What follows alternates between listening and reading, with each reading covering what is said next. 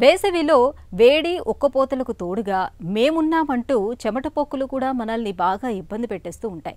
చర్మంపై చిన్న చిన్న పొక్కుల్లాగా పుట్టుకొస్తూ తీవ్రమైన దురదల్ని మంటను తెచ్చిపెడుతూ ఉంటాయి.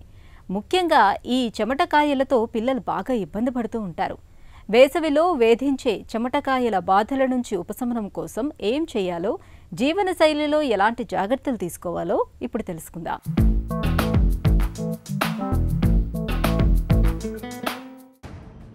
చర్మం మన శరీరానికి రక్షణ కవచం. రకరకాల ఇన్ఫెక్షన్ల నుండి, ఎండ నుండి, వాన నుండి, చలి నుండి శరీరాన్ని కాపాడటంలో చర్మానిది ప్రధాన పాత్ర. అయితే వేసవిలో తీవ్రమైన ఎండలు, ఉక్కపోతల ధాటికి చర్మానికి ఇక్కట్లు మొదలవుతుంటాయి. భరించలేని ఈ ఎండతాపానికి మన రక్షణ కవచమైన చర్మానికి చెమట పొక్కులు మొదలుకొని సెగ్గడ్డల దాకా రకరకాల సమస్యలు వచ్చి పడుతుంటాయి. ముఖ్యంగా తీవ్రమైన ఎండ వేడికి చర్మం పేలుతుంటుంది. చర్మంపై సన్నని, ఎర్రని పొక్కులు కనిపిస్తూ ఉంటాయి. వేడి, ఉక్కపోతల మూలంగా నిరంతరం చెమ్మగా ఉండే చర్మంపై చెమటకాయలు పెద్ద తెట్టులాగా పుట్టుకొచ్చి ఒకటే దురద పెడుతూ చికాకు పెడుతూ ఉంటాయి.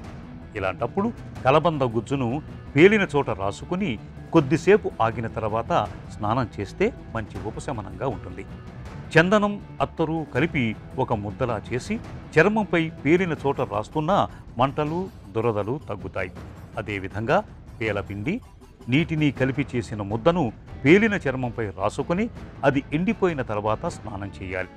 చెమట ఎక్కువగా పట్టేవారు స్నానాంతరం కాస్త చందనాన్ని నీళ్లలో కలిపి పల్చగా చేసి ఒంటికి పట్టించటం మంచిది. తులసి ఆకులు, తమలపాకులు రెండింటినీ బాగా దంచి ఆ మిశ్రమాన్ని ఒళ్ళంతా రుద్దుకుని స్నానం చేస్తే చెమట పొక్కుల బాధలు ఇట్టే తగ్గిపోతాయి.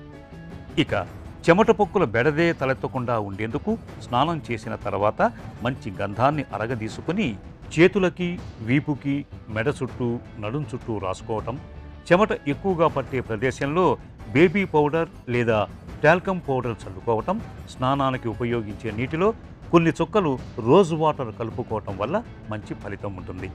ఈ జాగ్రత్తలు వేసవిలో మన చర్మానికి చెమట పొక్కుల బాధల్ని చాలా వరకు తగ్గిస్తాయి.